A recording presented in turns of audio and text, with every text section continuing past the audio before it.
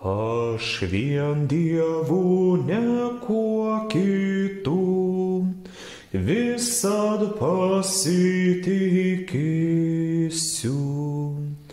Ir į rankas vis galinčias, viltis visą sudėsiu. Sutvėrė jis pasaulį šį, jis ir mane užstoja, bei tėviškai globoja. Širdis ko geidžia tu žinai, ir kas man privalinga. Mielai, o Dieve, duodi tai, kas man yra naudinga. Mane valdai, tu tėviškai, esi pats teisingiausias, valia tavo geriausia. Malonė mūsų Viešpaties Jėzaus Kristaus, meilė Dievo Tėvo ir bendrystė Šventosios Dvasios teesie ir tepasilieka su mumis visais. Paklausykime šiam sekmadieniui skirto Evangelijos teksto iš Evangelijos pagal Luką. Kartą kaimynės veržėsi prie Jėzaus klausytis Dievo žodžio. Jis stovėjo prie Genezareto ežero ir pamatė dvi valtis sustojusias prie ežero. Žvejai buvo iš jų išlipę ir plovė tinklus. Įlipęs į vieną valtį, kuri buvo Simono, jis paprašė truputį atsistumti nuo kranto ir atsisėdęs mokė minias iš valties. Baigęs kalbėti, jis tarė Simonui: irkis į gilumą ir išmeskite tinklus valksmui. Simonas jam atsakė: mokytojau, kad mes kiaurą naktį vargę nieko nesugavome, bet dėl tavo žodžio užmesiu tinklus. Tai padarė, jie užgrėbė didelę daugybę žuvų, kad net tinklai pradėjo trūkinėti. Jie pamojo savo bendrams, buvusiems kitoje valtyje, atplaukti į pagalbą. Tiems atplaukus jie pripildė žuvų abi valtis, kad jos ko neskendo. Tai matydamas Simonas Petras puolė Jėzui į kojas, sakydamas: pasitrauk nuo manęs, Viešpatie, nes aš nusidėjėlis. Maty, ir visus jo draugus suėmė išgąstis dėl to valksmo žuvų, kurias jie buvo sugavę. Taip pat Zebedėjaus sūnus Jokūbą ir Joną, kurie buvo Petro bendrai, o Jėzus tarė Simonui: nebijok, nuo šiol jau žmonės žvejosi. Išvilkę į krantą valtis, jie viską paliko ir nuėjo paskui jį. Melskimės. Viešpatie, išlaikyk savo šeimą, savo šventąją bažnyčią, teisingame tikėjime, kad pasikliaudami tavo malonę būtume išganyti. Ir to prašome per mūsų Viešpatį Jėzų Kristų, kuris viešpatauja su Tėvu ir šventąja dvasia, vienas tikras Dievas per amžių amžius. Amen. Kuomet apie Jėzų ėmė sklisti kalbos, kad jis pagydo sunkiai sergančius ir išvaro demonus, minios žmonių pradėjo ieškoti Jėzaus ir sekioti paskui jį, maldaudami ir jų pasigailėti. Todėl vos išaušus dienai, kaip rašo evangelistas Lukas, Jėzus pasitraukė į negyvenamą vietą, bet minia jį ir ten surado. Žmonės netgi mėgina Jėzų jėga sulaikyti, bet jis prašė jų to nedaryti, sakydamas: ir kitiems miestams aš turiu skelbti gerąją naujieną apie Dievo karalystę, nes tam ir esu siųstas. Štai kodėl žmonėms braunantis vienas per kitą prie Jėzaus, atėjęs prie Genezareto ežero, jis atsisėdo į Simono Petro valtį ir paprašo šiek tiek atsistumti nuo kranto. Tuomet, sėdėdamas valtyje, jis mokė žmones. Kiekvienam Dievo žodžio skelbėjui būtų labai malonu, kad ir dabar taip žmonės trokštų pasiklausyti Dievo žodžio.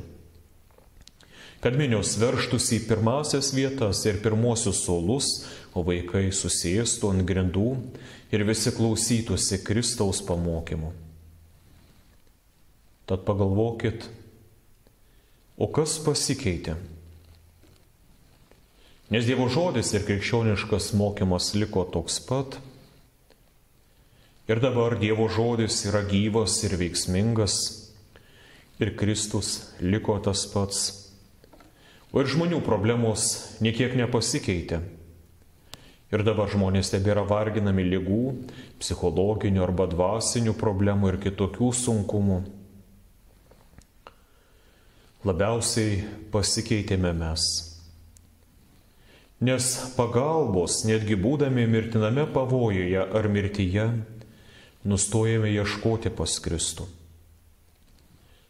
Imame pasitikėti tik tai savo jėgomis arba turtais ir pinigais, kurie dėja prieš tuos dvasinius dalykus pasirodys esantis visiškai bejėgiai, nepajėgus išgelbėti nė vieno žmogaus. Anksčiau žmonės teisindavosi, jausdami didelę kaltę, kad negalėjo ateiti į bažnyčią, nes tą dieną turėjo dirbti ar turėjo kitų svarbių reikalų. O dabar, kaip pastebėjo vienas kunigas, irgi teisinamasi. Tik tai teisinamasi, kad žmogus atostogavo, keliavo, pramogavo, o kai kurie jau netgi nebejaučia jokios graužaties. Juk atostogos tai yra toks mūsų laisvas laikas, kurį savo laisva valia mes nusprendžiame, kaip jį panaudoti. Ir kaip liūdna, kai tame mūsų laisvame laike ir laisvoje valioje nebelieka nei minutėlis laiko Dievui. Tad labiausiai pasikeitėme mes. Ir nieko kito nebelieka, kaip tik melsti Jėzau Kristau. Sūnau Dievo, būk gailestingas mums nusidėjėliams. Ir prašyti, atgindyk ir atnaujink mūsų širdis bei dvasią taip, kad jos vėl imtų trokšti Dievo žodžio, kaip trokšta duonos alkanas žmogus, kad vėl pajaustume tos duonos kvapą ir skonį, kaip jaučia alkanas žmogus. Ant kranto buvo ištemptos dvi valtis. Žvejai jau valė ir taisė tinklus, ruošė jos džiovinimui. Vienai valčiai atsistūmus nuo kranto, kiti ir toliau dirbo ir klausėsi Jėzaus mokymo. Ir tuomet įvyksta tai, apie ką esame nekartą girdėję. Jėzus taika paliepė Petrui atsistumti toliau nuo kranto ir vėl užmesti tinklus, nes Petro tinklai buvo tušti, nes visą naktį žvejojus nieko nesugavo. Ir turbūt tai yra mums užuomina į dvasinius dalykus. Tie, kurie pasitikė tik tai savo jėgomis ir savo darbais, dažniausiai traukia tik tai tuščius tinklus. Visi jų darbai ir visos pastangos yra bergždžios, tačiau kai šie tinklai užmetami pagal viešpaties žodį ar įsakymą, jie prisipildo tokios malonės gausybės, kad netgi ima trūkinėti. Bet Petras pradžioje tikrai neapsidžiaugė išgirdęs nurodymą irkis į gilumą ir vėl užmesk tinklus. Antraip Petras nebūtų bandęs perkalbėti Jėzaus. Jis yra patyręs žvejys, o Jėzus mokytojas įstatymo ir Dievo žodžio. Petras įpratęs labiau mokytis iš savo klaidų, iš savo patirties, o Jėzus dabar prašo jį patikėti Dievo žodžiu ir Jėzaus galybę. Be Dievo malonės ir įsakymo mes iš dvasinių gelmių trauktume tik tai tuščius tinklus. Bet vėl pažiūrėkite, kaip Dievas laimina tuos, kurie šiuos tinklus užmeta pildydami Kristaus įsakymą. Petras atsako abejodamas: Mokytojau, juk mes kiaurą naktį vargę nieko nesugavome, bet dėl tavo žodžio užmesiu tinklus. Kai kurie Dievo įsakymai ir nurodymai mums gali būti sunkiai suprantami. Mums aišku, kai Kristus mums įsako kažką padaryti, bet Viešpaties valia ne visuomet yra lengvai suprantama ir iki galo aiški. Pavyzdžiui, kai Jis mums įsako tikėti, kai mums įsako kuriam nors žmogui atleisti, ar melstis už ką nors, ar kurį nors žmogų mylėti. Petrui užmetus tinklus, Kūrėjo valia į juos suplaukė pačios geriausios Galilėjos ežero žuvis.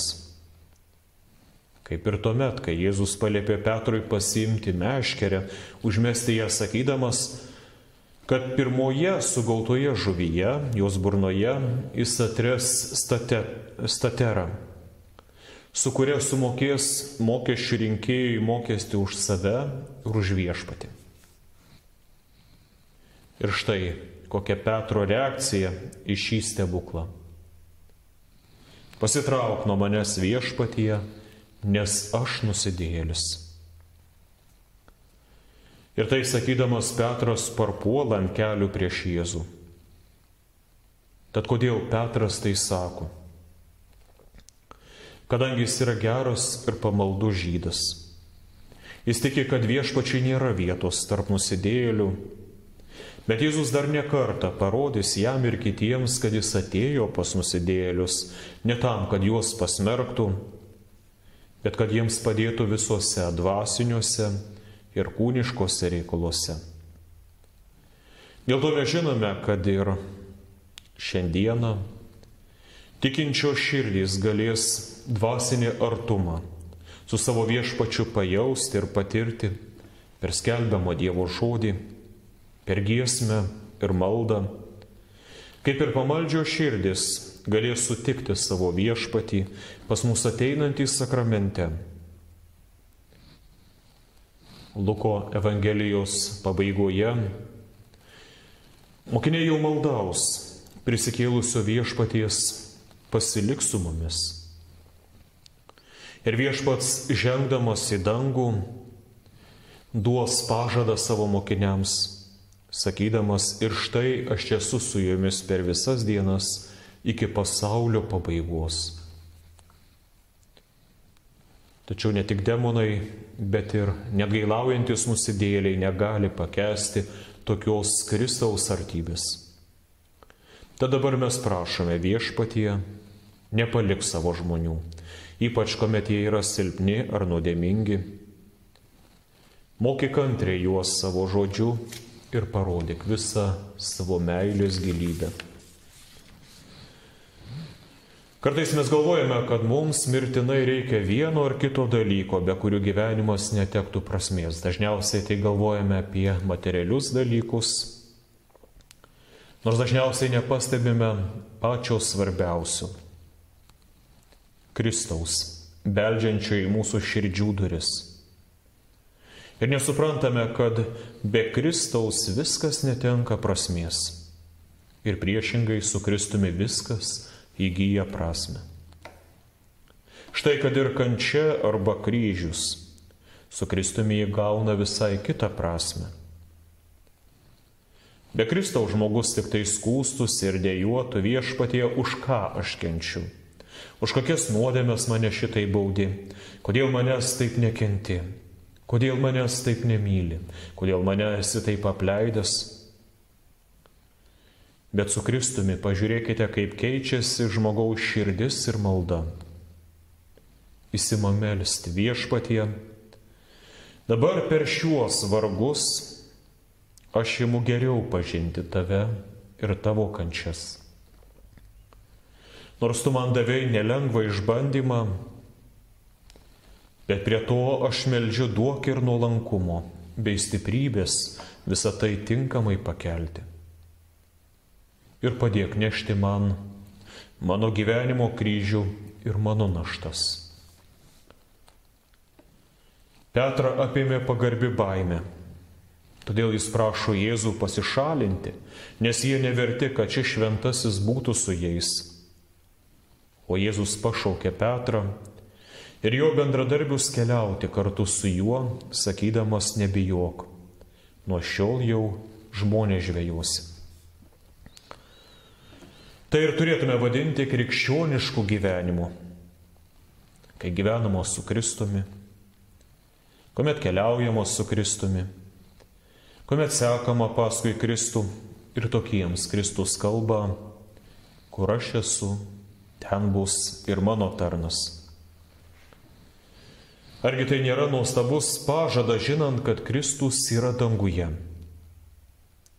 Kadangi mano viešpats yra danguje, tai ir aš pagal šį pažadą vieną dieną būtinai įžengsiu pas jį, kad būčiau ten, kur ir mano viešpats ir mano sielos šeimininkas, kad būčiau danguje.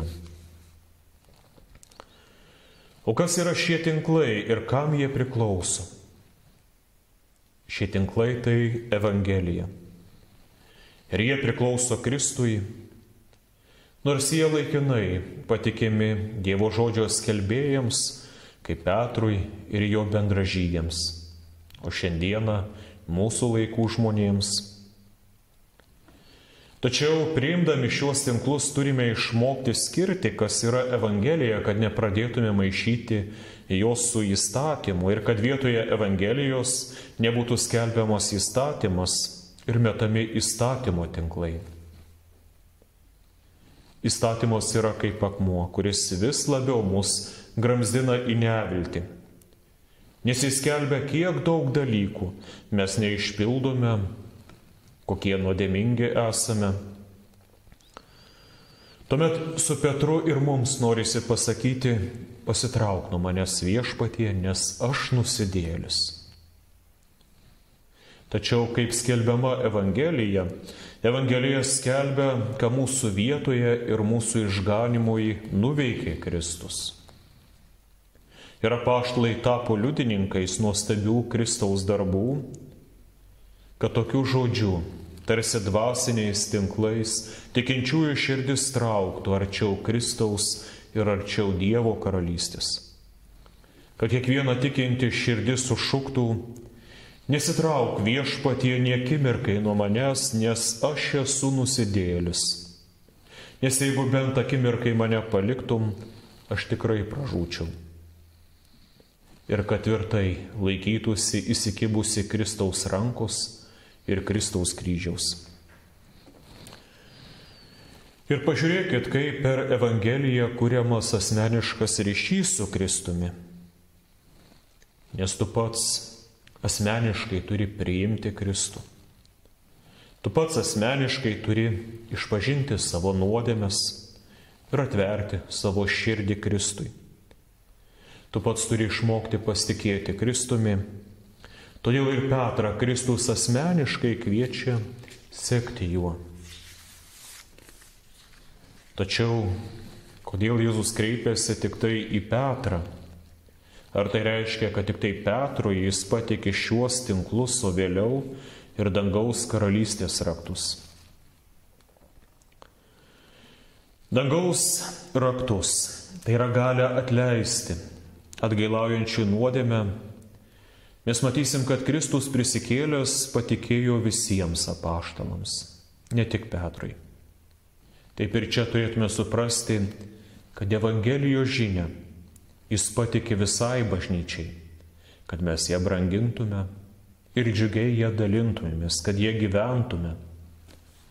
O į Petrą Jėzus kreipėsi, nes Petras buvo apimtas baimės ir nevilties. Nes save laikė nevertu tokios Dievo malonės, laikė save nusidėjėliu, kad jį nuramintų ir padrasintų. O kas Petrą paskatino ir jo draugus palikti savo verslą?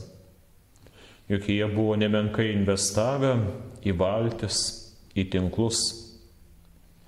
Gal Jėzus jiems pažadėjo kokį nors gerą pelną, kuriems neš dvasiniai dalykai. Nes kartai žmonės suvokia, žvejosi nuo šio žmonės, tai žvejyba ne žmonių sielų, ne išganimui, bet jų turtų žvejyba įsivaizduoja. Valtis ir žvejyba tikrai garantavo didesnį ar mažesnį žemišką pelną. Bet mes matome apaštalų gyvenime, kad tarnavimas Kristui jiems atnešė daug vargų ir įvairiausių sunkumų. Bet Kristus, pakviesdamas į dvasinę tarnybą, jiems dar pažada dvasinį atlygį. Nes vienaip ar kitaip, tarnaujantis Kristui, kraunasi savo lobį danguje. Na, o kokios žuvys užgriebiamos šiais tinklais? Įvairius. Didelės ir mažos, vertingos ir menkavertės, šventieji ir nusidėjėliai. Dabar šiais tinklais užgriebiama įvairių žmonių.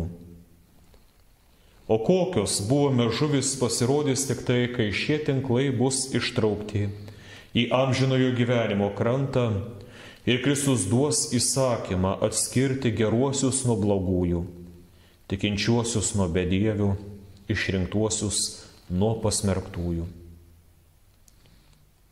Mes esame žuvis užgriebtos Evangelijos tinklų. Tačiau ne pražūčiai, kad nenusimintume, bet išgelbėjimui. Ir ne veltui vienas seniausių krikščioniškų simbolių yra žuvis. Nes pirmieji krikščionys pastebėjo, kad graikiškai ichtius, sudėlėjus žodžius pagal pirmasias raides, gaunasi nuostabus išpažinimas. Jėzus Kristus, Dievo Sūnus, mūsų viešpats, mūsų gelbėtojas. Tad ir kiekvienas krikščionis tikintis žmogus yra ta žuvis, užgriebta Evangelijos ir Kristaus meilės tinklų, tikinti ir skelbianti, kad Jėzus Kristus yra Dievo Sūnus ir mūsų gelbėtojas. Amen. Dieve, man širdį švarinki, nes ji pilna blogybės. Jis skausmo slegiama sunki, dėl įgimtos kaltybės ir dėliai daromų klaidų. Nuplaukė ją nuo nuodėmių, vėl ją daryki skaisčią. Telinksmina čia žemėje mane dvasia šventoji, testiprina mane per ją gera valia tavoji, gerasis Tėve danguje. Priimk savo vaikų mane, iš meilės išganyki.